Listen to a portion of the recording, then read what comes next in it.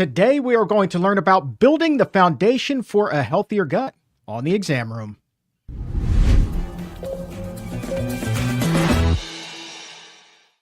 And welcome to the Exam Room Podcast, brought to you by the Physicians Committee. Hello, my friends. I'm the weight loss champion, Chuck Carroll. Thank you so very much for watching and downloading in more than 150 countries around the world and making the Exam Room one of the most consumed nutrition podcasts anywhere on the planet today.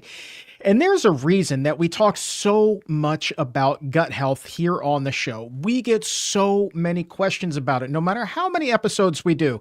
And sometimes a lot of those shows are a little bit more advanced, but today we want to dial that back. We want to talk about laying the foundation for building a healthier gut. And to do that, we have with us the founder of Gut Bliss. She is a fantastic author, now a podcaster, and a friend of ours here on the show, the one, the only, Dr. Robynne Chutkan. Thanks for being back here, Dr. Chutkan. Oh, thank you so much for having me. It's always such a pleasure to be with you, Chuck. I love it. I wish that we were doing this in person. We're so close geographically, but the weather gods just did not, want to make that happen today, shall we say. Next time for sure. I feel like I can just sort of reach out and touch you there on Wisconsin Avenue. All right, let's talk about the foundational approach to gut health. That sounds a little bit different than just going to the gastroenterologist and maybe getting some Pepcid, some Prilosec, something like that. So when we're talking about the foundational approach to gut health, what exactly does that mean?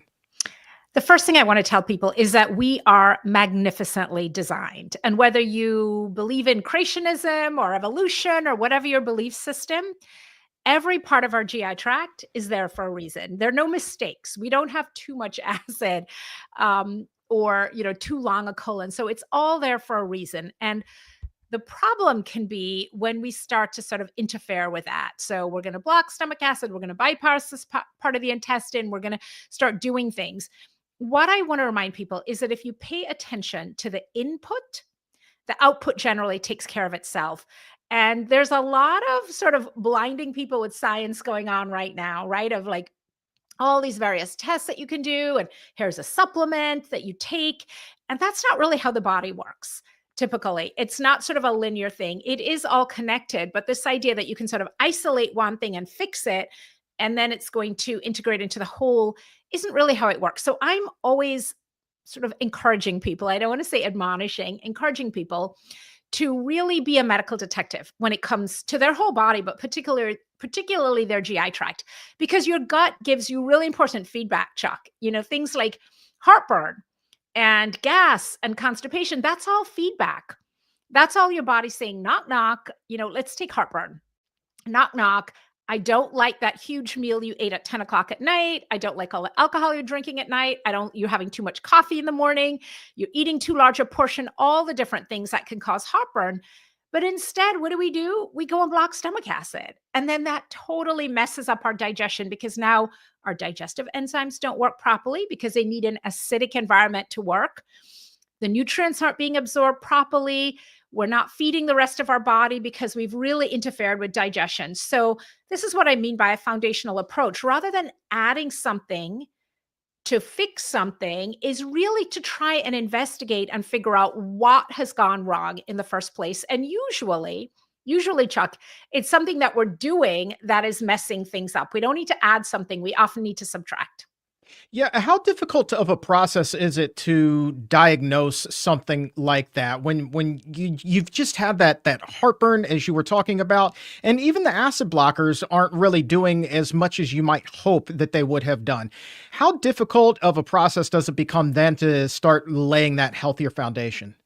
Yeah, that's such an important question for everyone to ask. And I always want to point out that there are things that we call alarm signs or red flags in the gut that we never want to ignore. So for example, if you have heartburn, but you're also having pain with swallowing or difficulty swallowing, get thee to a gastroenterologist right away, because that could indicate either very serious inflammation in your esophagus or worse. It could be a mass, a stricture, a tumor. So within all of these kind of symptom complexes, like heartburn, there are definitely red flags to pay attention to. And again, when it comes to heartburn, the thing would be pain with swallowing, which we called odynophagia, or difficulty swallowing, which we call dysphagia.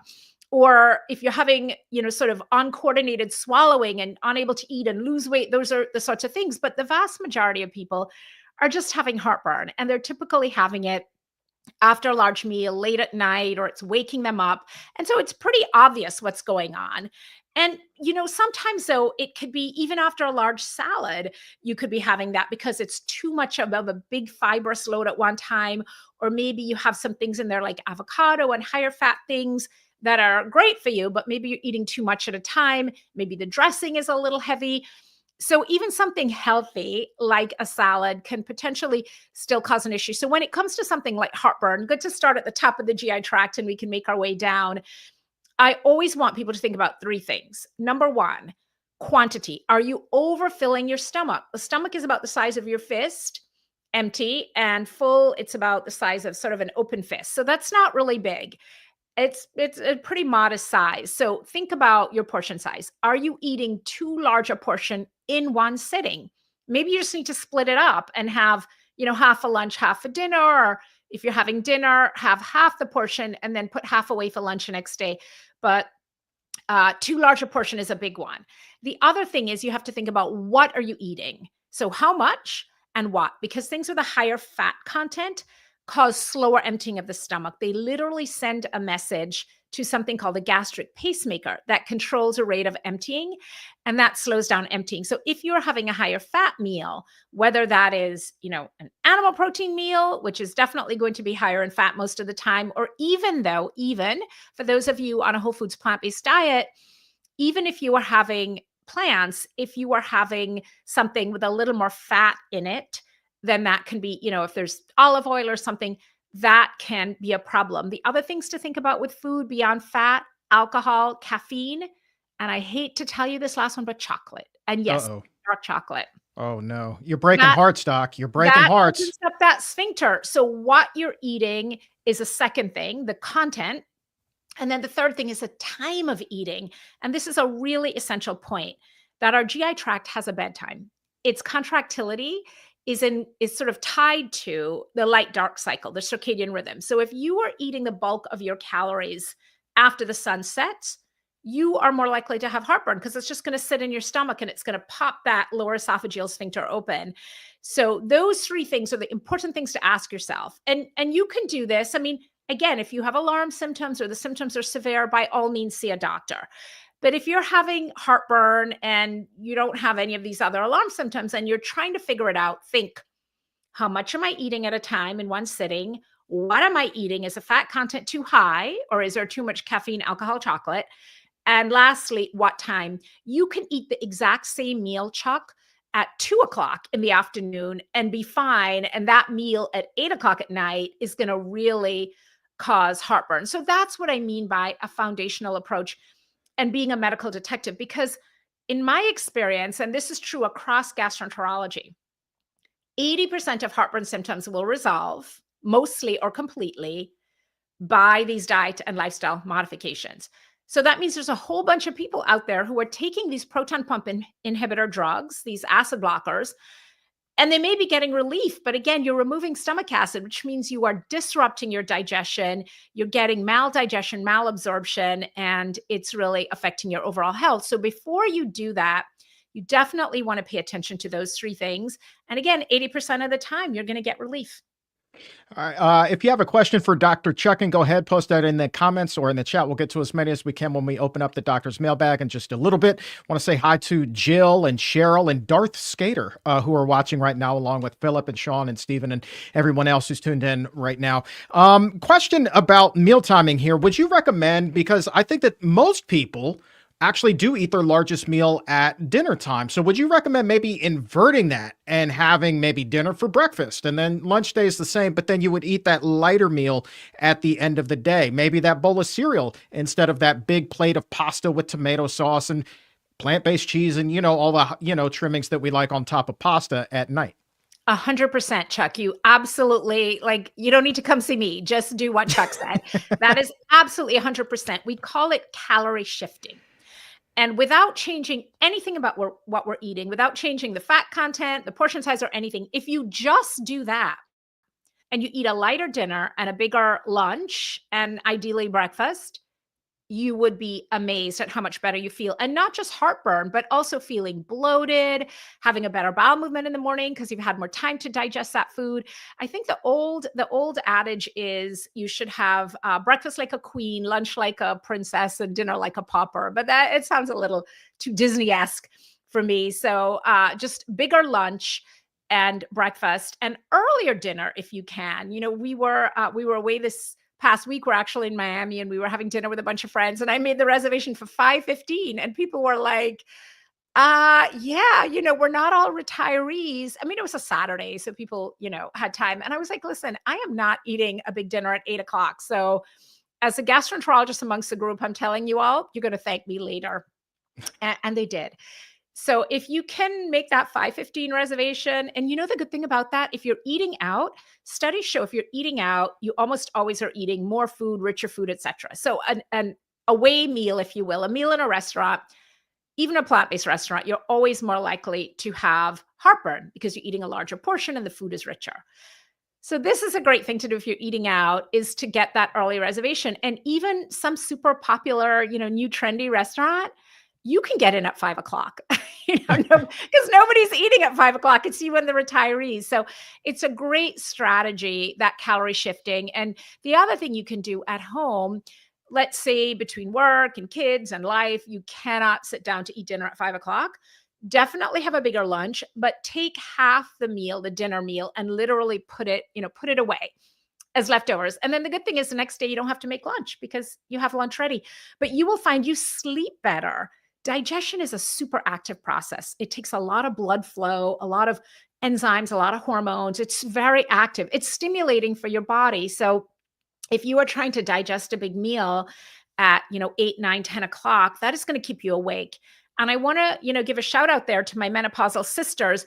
It is one of the, most effective things to deal with what we call vasomotor symptoms, hot flashes, is to have a lighter meal. And actually, you guys, Physicians Committee for Responsible Medicine, Dr. Bernard and colleagues, did the amazing study looking at a plant-forward diet for menopausal symptoms. And the fascinating thing, Chuck, was that a plant-based diet was more effective at getting rid of hot flashes in menopausal women than hormone replacement therapy. Crazy, Wow. right? Wow. And so I say to my female patients and friends and colleagues, I'm like, look, even if you are not ready to be completely plant-based, have a plant-based dinner. You're going to have less heartburn. You're going to sleep better, and you're going to have fewer menopausal symptoms. And if you can have that plant-based dinner early at 5 o'clock, you're golden. I don't know. Yeah, maybe you can still get, those early dinner specials at 5 o'clock. I'm not trying to lump anybody in there with the blue hairs, but I do like where your head's at. Let me ask you this. Ultra processed foods, those are really a highly controversial topic here. How much do they affect our overall health, and can they really disrupt this healthy foundation that we're trying to lay today? Chuck, I don't think it's an understatement to say that ultra-processed foods are probably the biggest threat to our health right now. In the US, they make up over 55% of the diet for most people. And the interesting thing is that is true across a lot of different demographics. And it's true in a lot of people who are plant-based also, because they're eating what I call the fake meats. They're eating the fake burgers, etc., the fake animal product. And those things are ultra processed by definition, as well as just all the gluten-free crackers and gluten-free pasta. So and the plant milks, a lot of the health adjacent foods, like the plant milk, some of the plant-based flavored yogurts, some of the plant protein products, they're ultra processed. And for those of you who are less familiar with that, a great source is a Gutless podcast. I forget which episode it was, but it was sometime late last year. And the episode was, what are you eating ultra processed foods? The episodes are short. They're around 20 minutes. It's weekly every Thursday. But in that episode, I go through what is called the NOVA classification, NOVA. It's not an acronym. It's the word NOVA, developed by a clinician scientist in Brazil, Dr. Monteiro, who's done really fantastic work on that. And it's class 1 through 4. And it's really class 4 of these ultra processed foods that we're really concerned about. And again, when you look at some of these, I know for a lot of my patients who are either whole foods plant-based or they're gluten intolerant, etc., they're eating these foods in an attempt to be healthy that are ultra processed. So I tell people, if you are going gluten-free, don't eat anything that says gluten-free on the package, because for sure, almost, that food is going to have emulsifiers, etc. It's hard to give something like bread that nice doughy feel without gluten. Gluten is what gives it the doughy feel. So instead, there's soy lecithin and tapioca starch and typically a bunch of emulsifiers to give it that same feel. And so we have to be really careful about the plant-based milks, the oat milks, the almond milks, etc., because if you look at oats, a bowl of raw oats, and you look at milk, you see that these two things are not the same. So there are things that have to be done. Now, if you're at home making some almond milk, perfect. That's super easy to do. You take the almonds, you soak them overnight, you put them in the blender, high-speed blender with some water, you blend it up, you strain it. It's a great thing to do with all your unused pantyhose that you have, because what use would you have for pantyhose? Why would anyone wear pantyhose, male or female, today? It just seems like such a useless invention. I'm sure it played an important role back in the day, but it just seems like, I mean, Chuck, I'm not going to ask you, but you have probably never put on a pair of pantyhose. Can't say that I have, to be wager a honest with guess. you. No. They're not difficult. And then you put your foot in and, in 2 seconds you have a rip, a hole, and then you have to put another pair, and then you have to. So a better thing to do with your pantyhose is to use it to strain the almond milk that you're making at home. You don't even have to go buy an expensive nut milk bag, or you could use a t-shirt. This is kind of a thin, long sleeve. I mean, I wouldn't use this because I actually like the shirt, but something thin like this. You can use an old t-shirt and strain it. And it's quite remarkable because you blend it up and then you strain it, and presto, there is, nice creamy almond milk. But what you find is that in about a week, even in the refrigerator, it is rancid. It's, first of all, it separates immediately. So within a minute of making it, you can see the layers, the thinner layer and the heavier layer. And when you use it, you have to shake it up, and you have to shake it quite well. And then it goes rancid. But the almond milk you buy from the store, that is all creamy and together. I mean, it requires a little bit of shaking, but it doesn't really separate because of the emulsifiers. And we have good data in the GI world that these emulsifiers are terrible for our gut. They disrupt our gut lining. They disrupt our microbiome. They can be associated with flare-ups of autoimmune disease like Crohn's disease. So they're really a problem. And also, how is it that this almond milk can be good for 6 months? Mine is bad in a week, 2 weeks tops. So again, they have preservatives and things in them. And you might think, okay, that's not a big deal. It's just a little almond milk in my coffee. But you're doing the plant-based milk with the emulsifiers and maybe the preservatives. You're doing the gluten-free pasta and crackers and bread.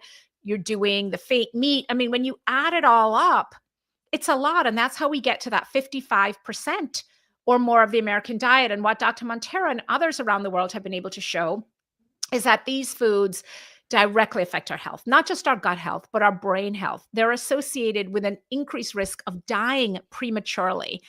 And there's also a fantastic study that showed that if you reduce just 10% of the ultra-processed foods in your diet, you can decrease your morbidity and mortality, your likelihood of getting sick or dying, by 20%. So it's a 2-for. It's double. So we really have to read these labels. And the best foods to eat are the ones that don't have a label. You pick up an apple, it's a bag of rice, it's, some broccoli that doesn't have a label on it. You don't have to worry about it being gluten-free or dairy-free or ultra-processed foods. It's just broccoli. And so there's never been a more important time to really focus on a whole food diet and eating foods that don't have these ingredients. And, Chuck, I've been following, and I'm friends and colleagues with a lot of the people who are out there advocating for healthier food, for more oversight by the USDA. And I applaud them, but I have to, sometimes I was like,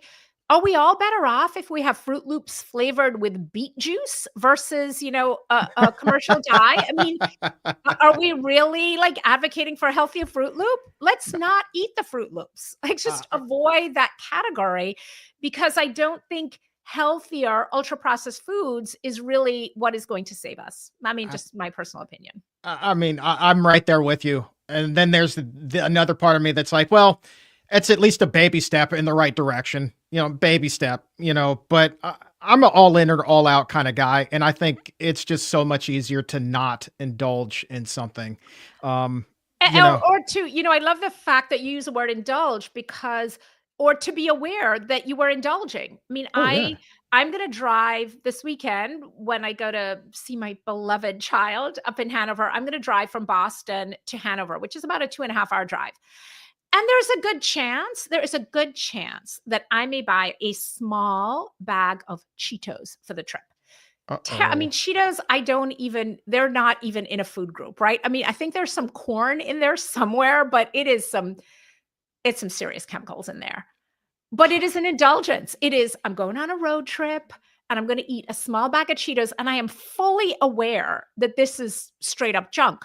The problem is that people are eating that stuff all the time and thinking, I'm eating food. So indulge fine a little bit, but make sure that these are not everyday foods as part of your diet. Well, God bless you if you're the kind of person that can indulge every once in a while and not go back to it the next day and the day after and the day after and schedule trips just so you could have it again. I mean, that's the way that my big boy brain operated back in the day and still does. It's like I can't tolerate that stuff because I know if I have one, I'm Yeah. gonna want another and another and another. So my hat is off to you, Dr. Chutkan. We do have a question from Stephen, who's watching right now, I assume, up in Canada, based off of his icon. What exactly are the emulsifiers you guys are talking about? Are those things like carrageenan? Yes, they are. Great question, Steve. Things like carrageenan and soy lecithin.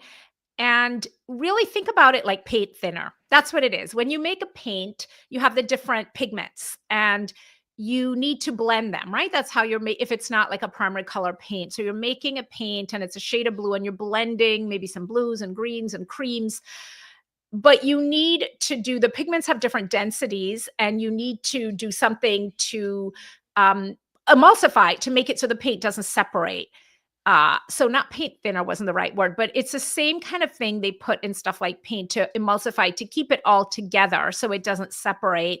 And yes, that's exactly what we're talking about. And they are in almost all the packaged foods now. And again, as a gastroenterologist, the alarming thing is that we have direct evidence that these emulsifiers are disrupting our gut lining.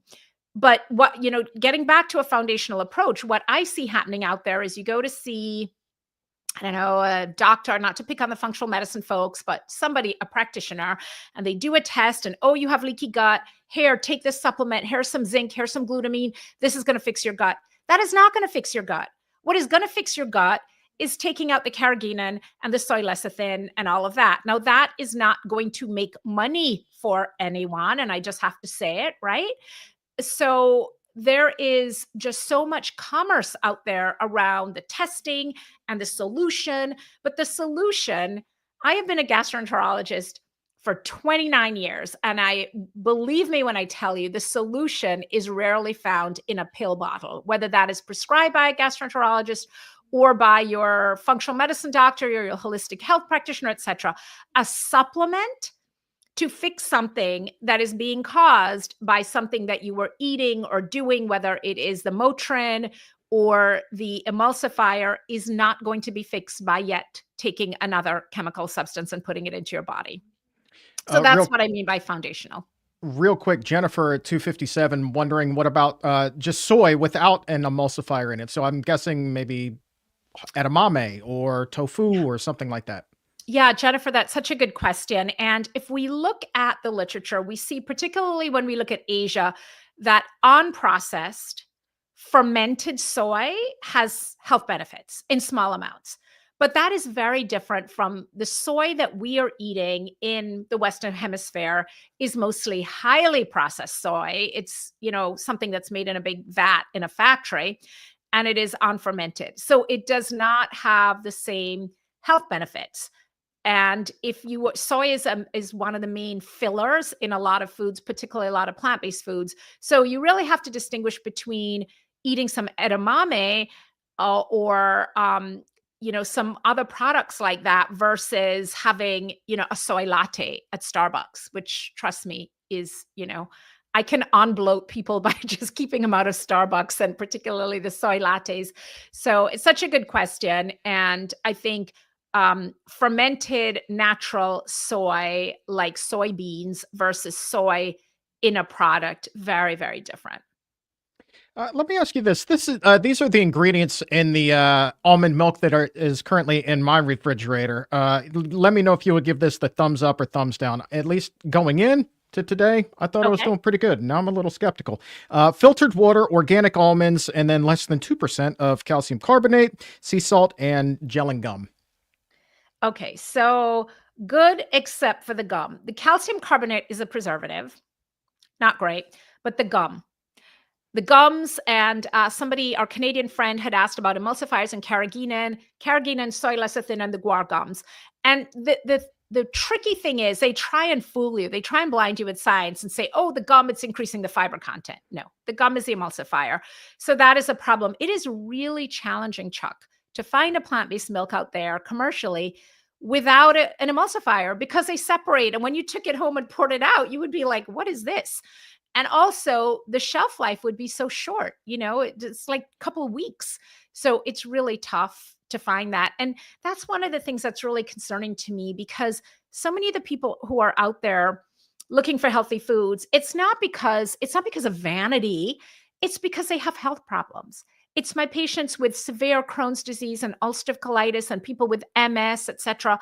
So they have a real imperative to take care of their health and they're trying to be healthier and maybe they're thinking, okay, I want to get off animal protein and I want to be more plant-based, so I'm going to do a plant-based milk, and instead they're ingesting all these chemicals. So it's really challenging. Terrible Lotus at 306 has a fantastic idea here or tip for us. Says Trader Joe's has soy milk that's literally just organic soybeans and water. So if you've got a 2 ingredient milk, I would imagine you're doing pretty good, even if it's coming off the store shelf, Doc. Yeah, I would still, I would have a little one eyebrow raised because if it is just organic soybeans and water, like it's going bad pretty quickly. So if it's shelf stable, there's something in there stabilizing it. And I always tell people try it. Like when people come in and they're like, "Oh, I'm having this bar, whatever brand, and it's only, dates and nuts and figs." And I'm like, "Okay, and apples." I'm like, "I want you to take an apple and some nuts and a fig, and I want you to put it on your kitchen counter and tell me if you can eat it a year later or 6 months later. Tell me what that looks like." So I'm skeptical that it's really just organic soy and water, but I could be wrong because something is keeping it shelf stable. So the emulsifiers, the gums, are those the worst of the worst, or is those just a couple of the red flags that you really like to educate your patients about? Here is a rule of thumb. You do not have to go out and memorize complicated lists of chemicals. All you need to do when you read the list is say, do I have this in my pantry? Is this a kitchen item or is this a chemistry lab item? Calcium carbonate, that is a chemistry lab item. Guar gum.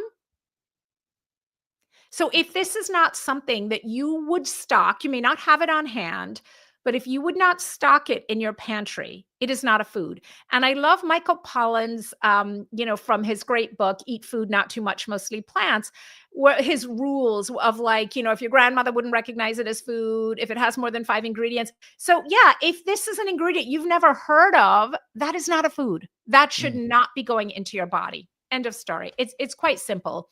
We've made it complicated. It's kind of like calories. We've made things complicated because the goal of calories is for food manufacturers to encourage us to eat large amounts of nutritionally poor foods because, oh, it's only 100 calories of Snackwell cookies. And then you look at the ingredients and you're like, this is pure garbage, right? Go and eat 300 calories of apples or peaches or pears or something over that. But they suck us in and they can engineer it to be whatever they want. They can engineer the fat content, the protein content, the sugar content. So they'll put in artificial sweeteners, terrible for your gut, disrupt your gut microbiome, and say, oh, this is only 100 calories. When the truth is you're much better off eating the thing with some actual sugar that doesn't have all the chemicals. So this concept of nutritionism, of paying attention to the grams of protein and the grams of sugar, that's just a distraction to get us to eat these unhealthy foods. And again, if you're eating foods that don't have labels on them, then you don't have to worry about it because you're not getting those chemicals, right? I mean, maybe sure it was sprayed with something or, but you don't have to worry about the different ingredients. And so I don't think anybody needs to know, here's a list of emulsifiers. You just need to know that if you see an ingredient and you don't have that in your kitchen and that, the ingredient isn't like sugar or salt or, black pepper, you start seeing things like calcium carbonate and guar gum and soy lecithin and things like that. That is, put that down, put that back on the shelf. A lot of people would have sugar in their pantry. How much of a gut disruptor is that? When we're talking about laying that foundation, a lot of people vilify that refined sugar. Would you do the same? Chuck, I'm going to tell you a fascinating story. Please do. Dr. Montero and his colleagues in Brazil who came up with the NOVA classification and really have done so much of the groundbreaking work on ultra-processed foods. Dr. Montero started out studying malnutrition in Brazil, in the favelas, the poorer areas in Brazil. And back in the 70s and 80s when he was studying that, and really up until the 90s, early 90s, late 80s was when it changed. People who were malnourished were slim, were skinny. And we saw that the world over, right? Malnutrition, people were underweight. Of course, that changed. So we got into this idea of undernourished but overfed. So now the calories they're eating are making them overweight and they're having obesity, but they're still undernourished. So he saw that shift. And what he found was that whether somebody was purchasing table sugar and had table sugar in the home was a marker for ultra-processed food. The reverse of what you might imagine. If you were actually buying sugar at the supermarket, that was a good sign. You were less likely to be eating ultra-processed foods. Why? Because it means you were cooking and baking. You were making something at home with an actual real ingredient like sugar. So the households that had the higher rates of purchase of sugar had lower rates of ultra-processed food consumption, and believe it or not, lower rates of obesity. So if you are not buying sugar, that does not mean you're not eating sugar. You are probably eating a lot of sugar, but it means you're buying a lot. You don't need the sugar because you are buying products that are already sweetened, that have artificial sweeteners and other things. So that's sort of an interesting inverse relationship for what we would expect. But I think the same is true here. I made my dad came over this morning for a quick visit and I made him some hot chocolate and I used unsweetened cocoa and I did use a plant-based milk that I didn't make. So here I am poisoning my poor father. He's 89 and a half. He's made it this far. He's good. A little oat milk isn't good. He grew up on a farm eating all the food. He's good. So I used a little oat milk, but I used unsweetened cocoa powder and I added a little bit of sugar and I had him taste it. And I said, how is that? And he goes, oh, that's good. And I said, let me add a little bit more. And he was like, this tastes so good. This doesn't taste like my hot chocolate at home. And I said, well, what are you using at home? This was just this morning. And he said, oh, I use these packets and I just pour it in. And I'm like, that's because it's already sweetened and it's got other things in it. This is baking chocolate. This is just unsweetened cocoa like you would use, to make a cake or something. And I'm adding the sugar. So that's an example, right, of having sugar. And I put in maybe a teaspoon and a half of sugar, maybe. That's nothing. Right. And you compare that to all the sugar and the artificial sweeteners, far worse than actual sugar, that we are getting in the products we're eating. Like nobody has to use sugar because the ketchup has sugar and the crackers have sugar and the yogurt has sugar and the hot chocolate that you buy has sugar and all these things have sugar. So, buying something, putting something together yourself, even something simple like a little hot chocolate with 100% cocoa powder, a little bit of milk, ideally your homemade almond milk, but whatever you have, and a little bit of sugar is something that I would recommend over things, a mix that's pre-sweetened and has a bunch of other things in it. All right, let me pivot. I've got two questions here left for you before we wrap things up. We have not talked about when we're laying this foundation. We've been talking a lot about diet, what to eat and what not to eat. But I also know that when it comes to gut health, sleep And exercise can also pay huge dividends here.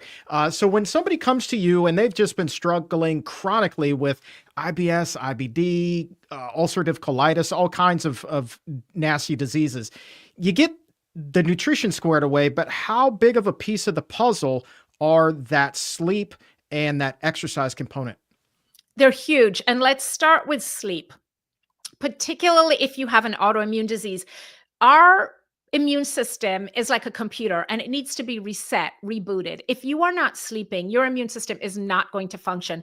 There were book number 4, a little bit of shameless self-promotion, The Antiviral Gut. So in this one, I turned in a sleep chapter that was so long. The sleep chapter was like 68 pages for the first draft. And thank you, Chuck. And my publishers at Penguin Random House were like, hello, Matthew Walker wrote a book on sleep. Sean Stevens wrote a book on sleep. Like, this is not a sleep book. This is a gut book. You need to condense a chapter. But the reason the chapter was so long was a correlation between our ability to protect ourselves from viruses and sleep was bananas. Let me give you an example. People who are sleep deprived and go and get a COVID vaccine, the vaccine is only 50% as effective if you are sleep deprived. And for those of you out there who, are unvaccinated, I'm not hating on you. What I want to tell you is if you're like, okay, well, I, didn't get a vaccine, COVID vaccine, so I'm not concerned about that. Your likelihood of getting COVID.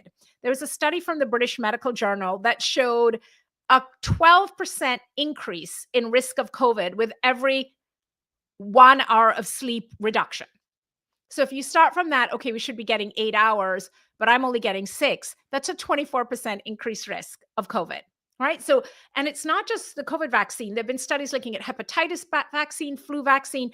Vaccines are dramatically less effective when we are sleep deprived. Why? Because we need sleep to reset our immune system. And when you're sleep deprived, you get the vaccine, which is a little particle of the actual organism.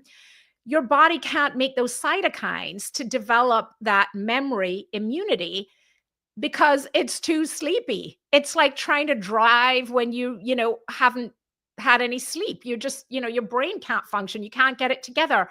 Same thing, our immune system can't get it together. So sleep has a dramatic effect on our risk of getting sick from a pathogen. And I'm sure there are plenty of people listening who have experienced that, right? You are really exhausted. You've been pulling all-nighters. You get sick. That's why college students get mono during exam time because they're not sleeping and they're eating usually crummy food. And lo and behold, they get sick. So sleep is essential, particularly if you have an autoimmune disease. There are over 100 of them out there now, whether that's a skin-related thing like eczema, psoriasis, rosacea, whether that's a gut thing like Crohn's or ulcerative colitis or celiac disease, whether that is a joint thing like rheumatoid arthritis, lupus, MS, any autoimmune disease, essential sleep, and essential for the gut to function properly. So if you go without water for 7 days, you will be really thirsty and maybe your kidneys will start to malfunction a little bit, but you get rehydrated, you'll be fine. If you go without food for 7 days, you will be hangry, but you'll lose some weight. You're not going to die. If you go without sleep for 7 days, your risk of a heart attack has gone up. You can do irreparable damage to your bones, your testosterone levels drop. You can put yourself into early menopause. I mean, it is crazy. It's so bad, Chuck, that the Guinness Book of World Records stopped accepting records for how long people can go without sleep because it's so detrimental to the body. So sleep is really, really key. And then the other thing is exercise. Our GI tract, it's just one long muscle. And as I like to say, if you are not moving, neither are your bowels. So really important to, movement, whether that is running, walking, twisting, yoga poses, trampoline, ride a bike, jump on a horse, whatever it is, essential. We see the worst constipation in nursing home residents who are immobilized, even if they're young. So really, really essential to exercise those gut muscles through movement of our bodies. All right, final question, and I will put this one with the caveat that we cannot give specific medical advice for individual patients here on the show. But there is somebody in the chat who has been on a acid suppressor for about 3 years, but now they've recently begun eating a healthier diet. They've done that within the last 10 months. They're wondering what approach they should take to maybe try weaning themselves off of that medication. Would that be Yeah. helpful so that their body can better digest all of these healthy foods? What would your recommendation be for somebody generically in this Sure. type of position? And I can give you some specific recommendations. So I want to reiterate what Chuck said. I'm not your doctor. I have no idea why you were put on the PPI. So always a good idea to check with your healthcare professional before you do anything. Not just a good idea, essential. But if you are interested in tapering your PPI, go to gutbliss.com, GUTBLISS, gutbliss.com. And under the blog, there's an index on the left side and you'll see PPIs. And click on that, and you will find a blog post on how to taper your PPI. Because one of the things you have to be aware of is these drugs work by completely shutting down that proton pump, the acid pump in your stomach. And so when you start reducing them, there is often an acid surge that happens. So you get this massive production of acid, even more than what you would be producing at baseline. And that can result in severe symptoms. And that's why the drugs are really hard to stop. And that, my friends, is not an accident. They're designed that way. Many drugs are designed that way to give you a rebound. Drugs like Valium, the benzodiazepines, when you start taping them, you can get a rebound panic. And then you're like, oh my goodness, not only do I need this drug, I need to take more of it. So it is an impediment for getting off the drug because you stop taking it and all of a sudden you're having like acid reflux worse than you ever experienced in your life. And it's important to know that is temporary and what to do to help ameliorate that.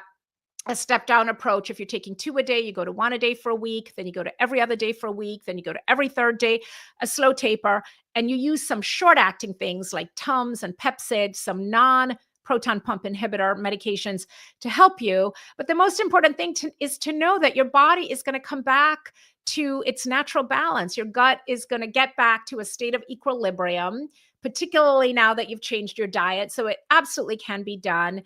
And make sure you talk to whoever prescribed it. And, you may need to be persuading them that this is what you're doing, but do it with transparency. All right, Dr. Robynne Chutkan. My big takeaway for today is like maybe the individual foods for laying the foundation are going to differ from person to person, depending on taste, depending on triggers and things like that. But primarily, you get the junk out of your body, you replace that with a whole food, plant-based diet. Your foundation is going to be pretty strong. You couple that with exercise, plenty of sleep, you should be in pretty good shape. I love it. And Chuck, you don't need to come see me. You can go see Chuck. No, he can no, hang a no. shingle. But I do want to tell people out there, I'm not selling anything. I don't have a fiber, a probiotic brand. I want you to understand how your GI tract works because your gut is the key to overall health. There is no question about it. And that is a purpose of the books, the podcast, the website. It's not to sell you some garbage protein powder that's going to mess up your gut. It's to actually encourage you to get off that and to eat real food and to do the things that Chuck said if I had to tell you 3 things, I'd say dirt, sweat, veg. Dirt, get outside in nature and eat food that had dirt on it at one point, not from the factory. Sweat, move your body, and veg. Whether you're plant-based or not, more vegetables. And that's my best advice. Sure, there's a little nuance in there, but I have to tell you, I'm really appalled by all the selling. Oh, take this for leaky gut, take this for SIBO, take this. That is not where it's at. It's really understanding how your body works. Read Gut Bliss, my first book, if you want to get more on that. And then figuring out what can you do? What can you stop doing that's aggravating it? And what can you add in? Do you need more water? Do you need more sleep? Do you need more exercise? Do you need less artificial sweetener, less emulsifier? And that, my friends, is what is going to get you to the finish line, to true gut bliss. Oh, man. You know what? I want to circle back to protein powders because I would love to know during a future episode what makes them so or why they create such rancid gas for so many people. My brother like doubled me over laughing, telling me the story of a colleague that he had at his office last week who literally would not own up to farting. But the farts were so bad they called in an exterminator because they thought that something had died Oh my in the God. office. And turns out, this guy, we'll call him Tommy, was just, going hard on the protein shakes and cleared out the office. It's because they are ultra processed foods. A protein shake is the ultimate ultra, I can't even call it a food. It's an ultra processed product.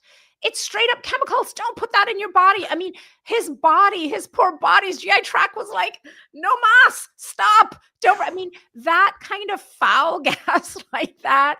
It's like I remember this was like about 15 years ago, the office building I was at at the time, there was this pharmacy downstairs and the folks were really nice and it was holiday time and they had all this, holiday candy out. And I do have a bit of a sweet tooth and I didn't pay attention and I grabbed a handful of it. I was like, "Oh, I'm going to eat this on my way home."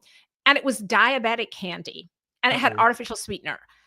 And later that night, I literally was doubled over. I was like, "What is going on?" I was like, I mean, is my appendix about to rupture? And I realized I'd eaten a bunch of this diabetic chocolate candy with artificial sweetener, and those are non-nutritive substances that create sweetness, but they're not metabolized, they're not digested by the body, and they get fermented by gut bacteria. And it was terrible. And I was like, people eat this? Like if you're diabetic, you don't go and eat diabetic candy with fake sugar that's going to make you sick. Just eat less sugar. Have a piece of fruit. We keep trying to hack our body and hack the system.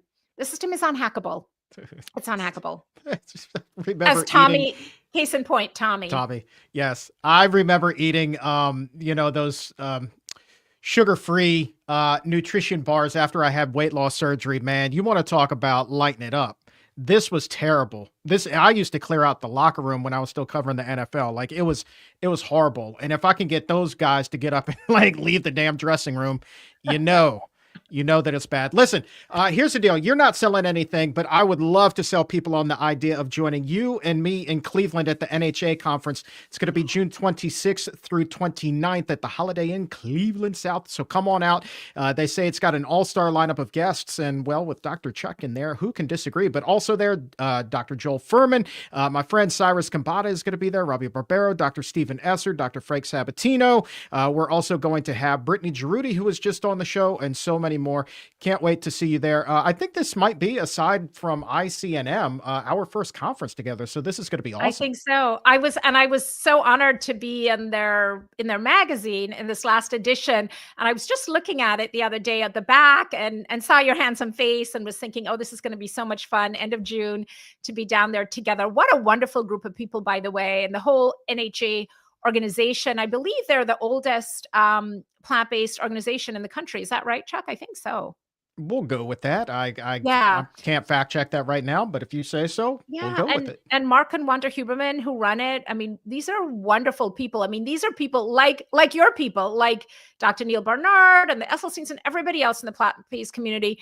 These are people who are not trying to sell you some green powder. They are trying to help you, live a healthier life and sell you on the idea that better health for most of us is within our control. And it is a lot of it based on those things we do every day, what we put in our mouth, how we move our bodies, sleep, those things. So those are the folks to trust for sure.